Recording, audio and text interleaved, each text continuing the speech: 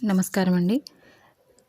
ఈరోజు దేవి భాగవతం ప్రథమ భాగంలో శ్వేత వరాహ కల్పము పుట్టుక. సృష్టికర్త అయిన బ్రహ్మదేవుడు తన జీవితకాలంలో ఒకరోజు పగటిపూట యథావిధిగా సృష్టి కార్యం నిర్వహించిన తరువాత రాత్రి సమీపించడం చేత తన కర్తవ్యాన్ని ప్రక్కన పెట్టి నిద్రకి ఉపక్రమించాడు. ఇది మానవ కాలమానం ప్రకారం 365 సంవత్సరాలు. దేవతా కాలమానం ప్రకారము 1 సంవత్సరము. ఆ సమయంలో దైత్యులకి తల్లి అయిన దితి అభ్యర్థన మేరకి ఆమె భర్త బ్రహ్మమానస పుత్రుడు అయిన కశ్యప ప్రజాపతి తన భార్య దితితో సంగమించాడు. అంతటా ఆమెకి హిరణ్యకశిపుడు, హిరణ్యాక్షుడు అనే దానవ వీరులు జన్మించారు. కశ్యప ప్రజాపతి మరో భార్య అదితికి ఇంద్రాది దేవతలు జన్మించారు. వారు వైకుంఠవాసుడైన శ్రీహరి అండదండలతో మహాబలవంతులై అనేకసార్లు తమ దాయాదులైన దానవుల మీద దాడులు చేసి తరిమికొట్టారు. అలా భూలోకం మీద ఆశ్రయం కోల్పోయిన దానవులు పాతాళంలోనికి పారిపోయి అక్కడ తలదాచుకుంటూ ఉంటున్నారు. అలా తన సంతానమైన దానవులు ఆశ్రయం లేని వారవడం చేత తన సవతి మీద పగపట్టిన దితి వేళగాని వేళ అసుర సంధ్య వేళలో భర్తతో సంగమించి హిరణ్యాక్ష హిరణ్యకశిపులను కన్నది. దానవులు దేవతలు కూడా బ్రహ్మవంశం వారసులే. కశ్యప ప్రజాపతి సంతానమే అయినా సవతులైన వారి తల్లుల మధ్య ఏర్పడిన కక్ష కాస్త ద్వేషంగా మారి ప్రతీకారానికి దారితీసింది. పైగా దేవతలకి అండగా విష్ణువు నిలవడం వల్ల దానవులకి విష్ణువు కూడా దేవతలతో పాటు విరోధి అయిపోయాడు. విష్ణువే బ్రహ్మ వంశమునకు మూలపురుషుడు. విష్ణువు నాభి కమలంలో నుంచే బ్రహ్మ జన్మించాడు.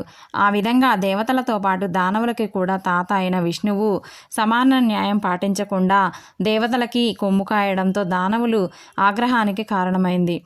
అయితే విష్ణువు మహాబలవంతుడు, మాయావి. క్షీరసముద్రంలో నివసించే విష్ణువు ఎప్పుడు ఏ రూపు ధరిస్తాడో, ఎక్కడ దాగి ఉంటాడో ఎవ్వరూ చెప్పలేరు. అందుకే ముందుగా విష్ణువుని సంహరించి తరువాత దుర్బలులైన దేవతల మీద పగ తీర్చుకోవాలని నిశ్చయించారు హిరణ్యాక్షుడు, హిరణ్యకశిపుడు. అయితే విష్ణువు సామాన్యుడా? వాడి చేత చిక్కి సంహరించబడడానికి విష్ణువుని సంహరించాలంటే ఆ విష్ణువు వల్ల మరణం లేకుండా వరం పొందాలి అన్న నారద మహర్షి సలహా పాటించి తపస్సుకు వెళ్ళిపోయారు హిరణ్యకశిపుడు.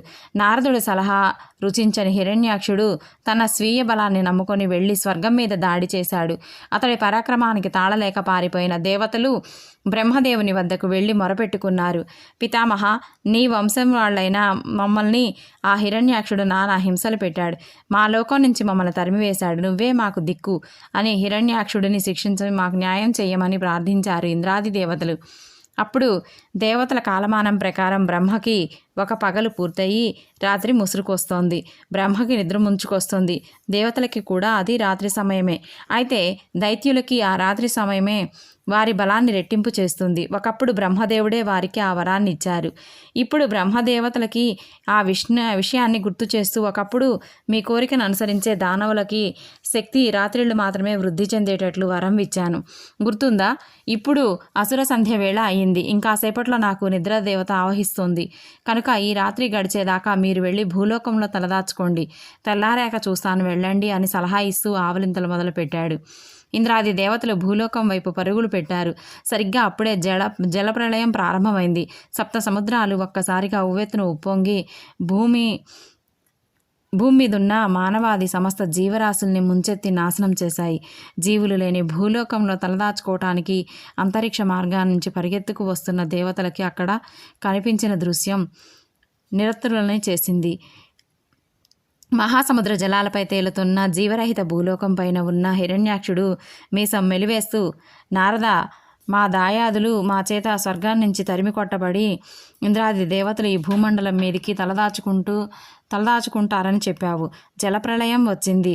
భూమి మీదున్న చరాచర జీవకోటి యావత్తు నాశనమైపోయింది. ఇంకా ఆ దేవతలకి ఆశ్రయం ఎక్కడుంది? ఎవరిస్తారు అన్నాడు. నిజం, నువ్వు చెప్పింది నిజం. 100కి 100 సార్లు నిజం హిరణ్యాక్ష. భూమి మీదున్న నగరాలు, జనాశ్రయాలు, అరణ్యాలు, పర్వతాలు, మునియాశ్రమాలు, దేవాలయాలు, చెట్టు పుట్ట సమస్తం సర్వనాశనం అయిపోయాయి. జీవజాలమే లేని ఈ భూమి మీద దేవతలు ఎక్కడ తలదాచుకుంటారు? ఆశ్రయాన్ని ఇచ్చేవారెవరు? నువ్వు చెప్పింది మహానిజం అన్నాడు నారదుడు. హిరణ్యాక్షుడు వికటాట్టహాసం చేస్తూ, నారద, ఇంతటితో మా దాయాదుల పని సరి. వారిని సువర్లోకం నుంచి మా ఆధీనంలో ఉంది. మా జలదర్పాలకి బలదర్పాలకి దడిసి ఆ వైకుంఠుడు తన శేషతల్పంతో సహా మాయమైపోయాడు. కైలాసానికి వెళ్లే మార్గంలో మేరుపర్వత శిఖరం పైన మా అన్న హిరణ్యకశిపుడు తపస్సు చేస్తున్నాడు కనుక వైకుంఠ కైలాసాల్లో ఆ దేవతలకి దిక్కు లేదు. వారికి ఇప్పుడు ప్రాణాల మీదకి వచ్చినా ఆదుకొని ఆశ్రయమిచ్చే భూలోకంలో తలదాచుకోవడానికి ఒక్క ఆశ్రమం కూడా లేకుండా మొత్తం తుడిచిపెట్టుకొని పోయాయి. అంటే భూలోకం మీద కూడా దేవతలకి ఒక్క నివాసమైనా లేదు చూసావా అన్నాడు పరిహాసంగా. నారదుడు తల పంకించి నిజమే హిరణ్యాక్ష, అదే ఆ దేవతలు తలదాచుకోవడానికి భూలోకం మీద ఒక్క నివాస ప్రదేశమైనా లేకుండా మొత్తం జలప్రళయంతో తుడిచిపెట్టుకొని పోయి మాట నిజమే. కానీ నివాస ప్రదేశాలు లేకపోతేనే భూలోకం ఉంది కదా, ఆ దేవతలు తలదాచుకోవడానికి అన్నాడు సావధానంగా. ఏమన్నావు నారదా అన్నాడు హిరణ్యాక్షుడు ఉలిక్కిపడుతూ. ఆకాశంలో దేవతలు సైతం అదిరిపడుతూ, కొంప ముంచావయ్యా నారద, మాకు ఆ మాత్రం వసతి కూడా లేకుండా చేశావు కదా అనుకున్నారు బాధగా.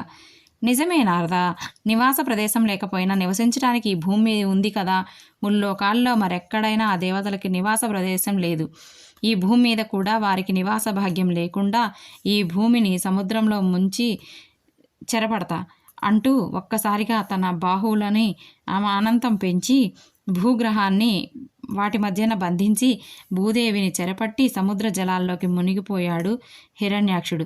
నారదుడు చప్పున ఆకాశానికి ఎగిరాడు. దేవేంద్రాదులు అతన్ని సమీపించి, ఎంత పని చేశావు నారద అని వాపోయారు. నారదుడు మందహాసం చేసి, మీ మంచి కోసమే చేశానయ్యా. మా తండ్రి బ్రహ్మదేవుడికి ఒక రాత్రి దేవతలైన మీకు 175 సంవత్సరాలతో సమానం. మీ స్వర్గాన్ని జయించి ఆ హిరణ్యాక్షుడు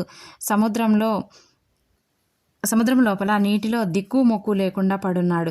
మా తండ్రి గారు నిద్రలేచి పునఃసృష్టి చేయడానికి భూగ్రహం కోసం వెతుక్కునే వరకు ఆ దైత్యులు జలం లోపలే జోగుంటాడు.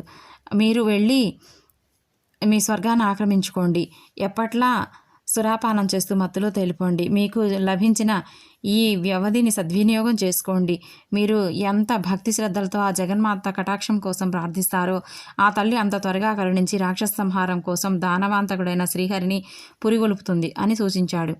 నారదుడి సలహా మేరకు దేవతలు వెంటనే వెళ్లి స్వర్గాన్ని తిరిగి స్వాధీనం చేసుకొని అక్కడ దానవులను తరిమివేశారు. తమ నాయకుడైన హిరణ్యకశిపులు ఎక్కడున్నారో తెలియని ఆ దానవులు తలా దారి పారిపోయారు.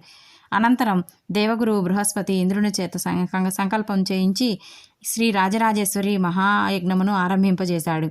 దేవతలకు విజయాన్ని కాంక్షిస్తూ, దానవులకి అపజయం, స్వర్గలోకాలకి సుఖశాంతులను అందిస్తూ 175 దేవతా సంవత్సరాల పాటు ఆ మహాయజ్ఞం సాగింది. అంతటా యజ్ఞఫలాన్ని అమ్మవారికి సమర్పించి పూర్ణాహుతి కార్యక్రమం నిర్వహించారు బృహస్పతి. యజ్ఞం గుండంలో నుంచి అగ్నికీలలు నిలువెత్తిన ఎగసిపడుతూ లేచి పూర్ణాహుతి ద్రవ్యాన్ని స్వీకరించాయి. ఆ క్షణంలో అగ్నిజ్వాలల మధ్యన అపూర్వమైన తేజస్సు ఆవిర్భవించింది. నిరాకరమైన ఆ తేజస్సు దేవతలను ఉద్దేశిస్తూ ఇలా పలికింది. అమరులారా, మీ యజ్ఞఫలాన్ని జగదీశ్వరి స్వీకరించింది. అమ్మవారు మిమ్మల్ని అనుగ్రహించింది. దేవతా కాలమానమును అనుసరించి మరికొద్దిసేపట్లో చతుర్ముఖుడి నిద్రాకాలం పూర్తి కాబోతోంది. పునఃసృష్టి జరపడం కోసం అతడు భూలోకంలో జాడ కానరాని నిస్పృహ చెందుతాడు. మీరు వెళ్ళి జరిగిందంతా బ్రహ్మకు తెలపండి. అందరూ కలిసి దానవంతకుడైన శ్రీమన్నారాయణుడిని ప్రార్థించండి. శ్రీహరి మీ మొరలను మన్నించి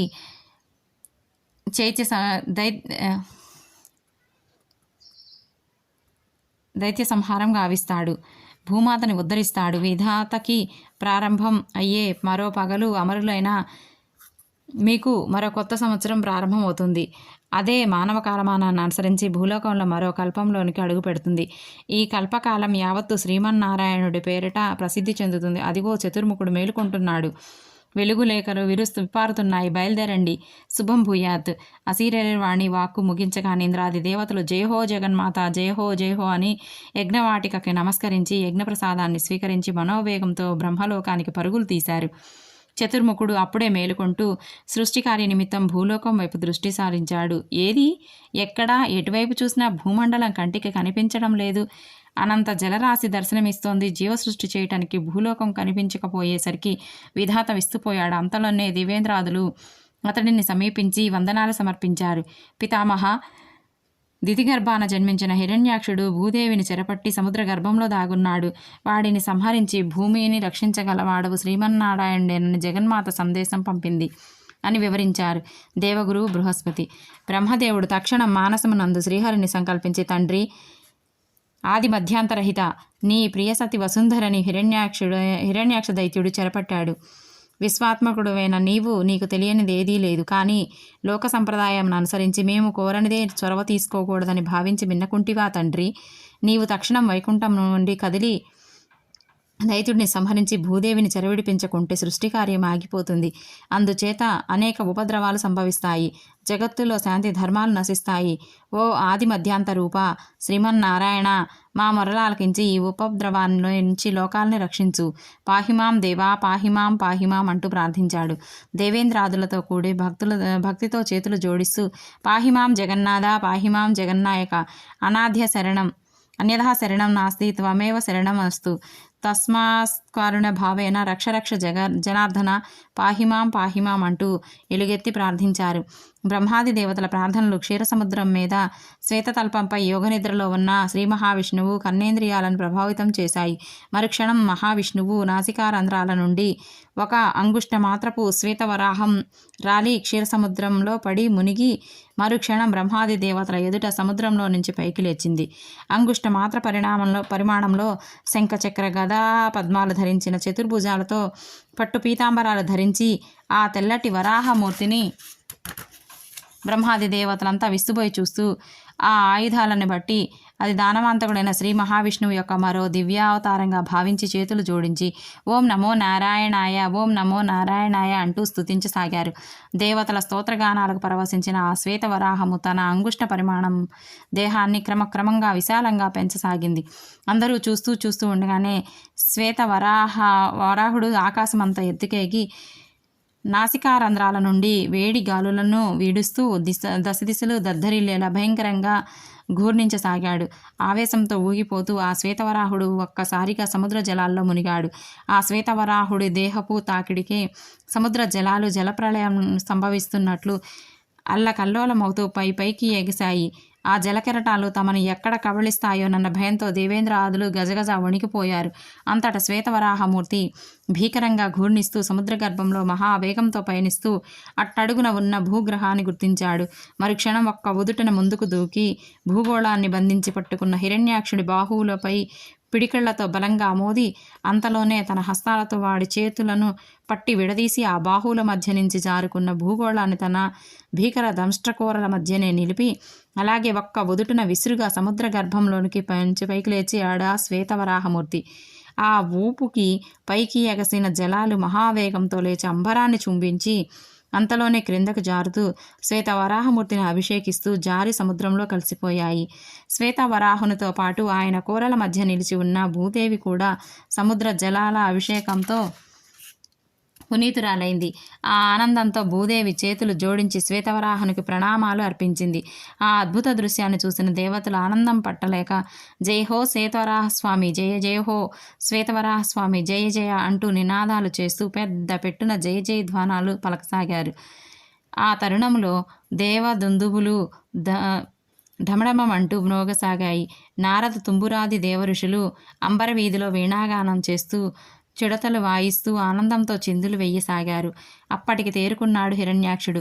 ఆకాశ వీధిలో దేవతల ఆర్భాటాలని శ్వేతవరాహుని కోరలపైన రక్షిత భూగర్భాన్ని చూస్తూ ఆ శ్వేతవరాహ రూపుడెవరో అర్థం చేసుకొని ఆవేశంతో పటపటా పళ్ళు కొరుకుతూ ఓరి దానవాంతక మురారి దానవవైరి శ్రీహరి నిన్ను కనిపెట్టి మట్టు పెట్టడం కోసమే నేను ఎంతో కాలంగా ఎదురు చూస్తున్నా.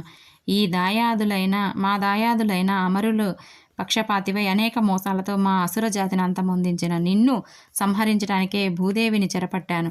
ఎట్టకేలకు ఈ వరాహ రూపంలో భూజలచర జంతు రూపంతో నా ముందుకొచ్చావు. నిన్ను సంహరించి నా దానవ జాతికి తర్పణం విడుస్తాను, కాచుకో అని అహంకరిస్తూ హిరణ్యాక్షుడు అనేక మారణ హస్తాలతో శ్వేతవరాహుని మీదికి విసిరాడు. శ్వేతవరాహస్వామి భూనభోంతరాళాలు దద్దరిల్లేలా భీకర ఘూర్జన చేస్తూ హిరణ్యాక్షుడిని పట్టి నిలువున చీల్చి సంహరించాడు. మరుక్షణం అంతరిక్షాన్నించి స్వామిపై పూల వర్షం కురిపించారు అప్సరసలు. ఇంద్రాది దేవతలు జయ జయధ్వానాలు చేస్తూ శ్వేతవరాహస్వామిని అనేక విధాలుగా స్తుతించారు. దేవతలు స్తోత్రములకు శాంతించిన శ్వేతవరాహస్వామి తన కోరల మధ్య ఉన్న భూగ్రహాన్ని పదిలంగా దింపి మళ్లీ సముద్రం పైన నిలిపాడు. దేవతలు మళ్లీ జయ జయధ్వానాలు నినాదాలు చేశారు. అంతటా భూదేవి కృతజ్ఞతగా చేతులు జోడించి, స్వామి జగన్నాథ, ఈ అసురుల దురాగంతకాలకి అంతం లేదా?